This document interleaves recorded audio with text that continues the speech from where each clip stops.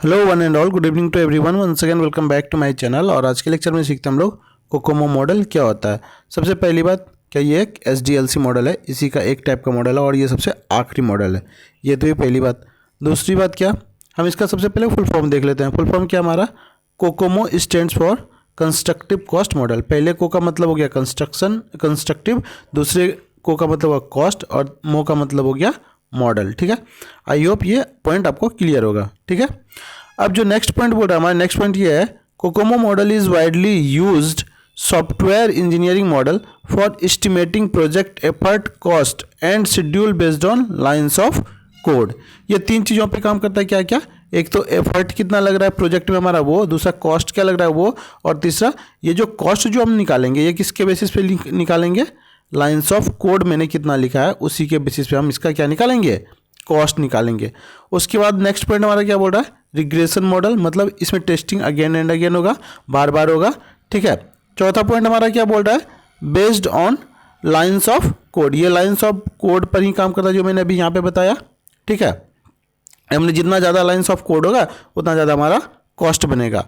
अब हम बात करें अगर पाँचवें पॉइंट की, पाँचवा पॉइंट हमारा बोल रहा है प्रोसीजरल कॉस्ट एस्टिमेशन मॉडल।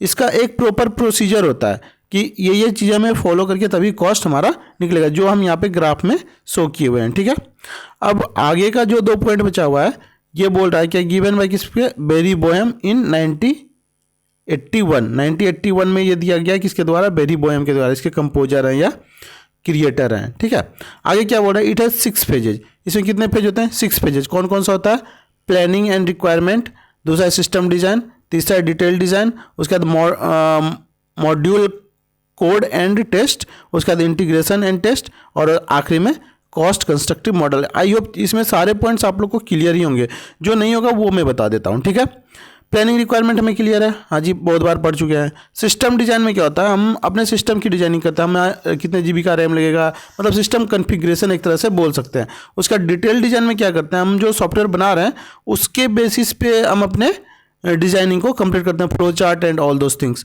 ठीक है, उसके बाद मॉड्यूल कोड में क्या होता है, मॉड्यूल कोड एंड टेस्ट में कि हमने वर्क को ब्रेक डाउन किया था तो इसका हर एक मॉड्यूल का इंडिविजुअली टेस्ट होता है। यही होता है हमारा मॉड्यूल कोड एंड टेस्ट। मॉड्यूलिंग मतलब टेस्ट डेवलपमेंट करना और टेस्टिंग करना। इंटीग्रेशन में क्या होता है, अब चीज़ों को हमने ब्रेक डाउन किया तो उसको इकट्ठा जोड़ेंगे भी, तो उन्हीं को जोड़ के हम क्या करते हैं, इंटीग्रेशन टेस्ट। और कॉस्ट कंस्ट्रक्टिव मॉडल में क्या होता है, फाइनली हम कॉस्ट निकालते हैं। ठीक है, ये तो हो गया।